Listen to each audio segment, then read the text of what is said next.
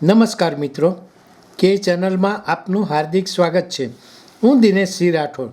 આજે આપણે જોઈશું શિનોર તાલુકાના બાવરિયા ગામમાં રાજ્યપાલે ગૌશાળા તથા પ્રાકૃતિક ખેતીની મુલાકાત કરી. શિનોર તાલુકાના બાવરિયા ગામે આવેલ ચૌહાણ વનરાજસિંહ દિલીપસિંહની ગૌશાળાની ગુજરાતના રાજ્યપાલ આચાર્ય દેવવ્રતજીએ મુલાકાત લીધી હતી. આ પ્રસંગે રાજ્યપાલે ગાય દોહનનું સૌભાગ્ય પ્રાપ્ત કરતા ગૌશાળામાં સંવર્ધિત આશરે 150 દેશી ગાયોનું નિરીક્ષણ કર્યું હતું.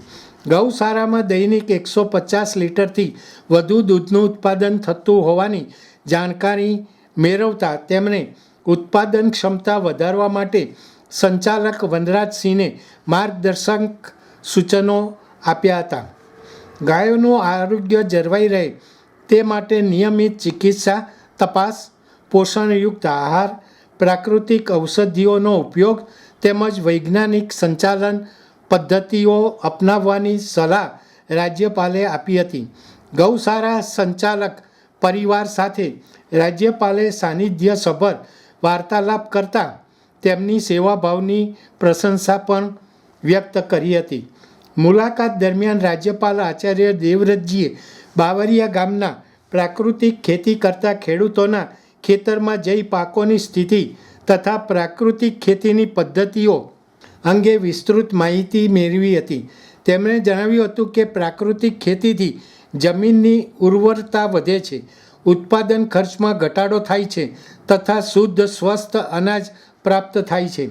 3 એકર વિસ્તારમાં પ્રાકૃતિક ખેતી કરતા ખેડૂતોએ પંચસ્તરીય મોડેલ અંગે વિગતવાર જાણકારી મેળવી હતી.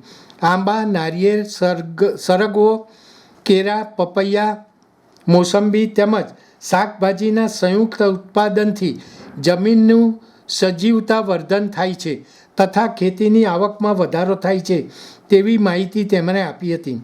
ખેડૂતોએ પાણી સંચાલન, મલ્ચિંગ, જીવામૃત, ગ્રીન મેનોરિંગ, પાક અંતર, છાયા પ્રભાવ અને ફોર્મ ડિઝાઇન સહિતના પ્રાકૃતિક ઉપાયો અપનાવી ઓછા ખર્ચે વધુ ઉપજ મેળવવાના અનુભવો રજૂ કર્યા હતા. ગામના ખેડૂતોએ અપનાવેલી પરંપરાગત કૃષિ પદ્ધતિઓ, ગૌશાળા સંચાલન તથા પ્રાકૃતિક ખેતીના વ્યાપને પ્રશંસનીય ગણાવ્યા હતા. આ પ્રસંગે આત્મા પ્રોજેક્ટના અધિકારીઓ ગામના વિક્રમભાઈ, દિવ્યપાલ, જયરાજભાઈ, પરેશભાઈ, ભરતસિંહ સહિતના ખેડૂતો ઉપસ્થિત રહ્યા હતા. દર્શક મિત્રો, અત્યારે આટલું જ. આવા વધુ સમાચારો માટે જોતા રહો કે ચેનલ. નમસ્કાર.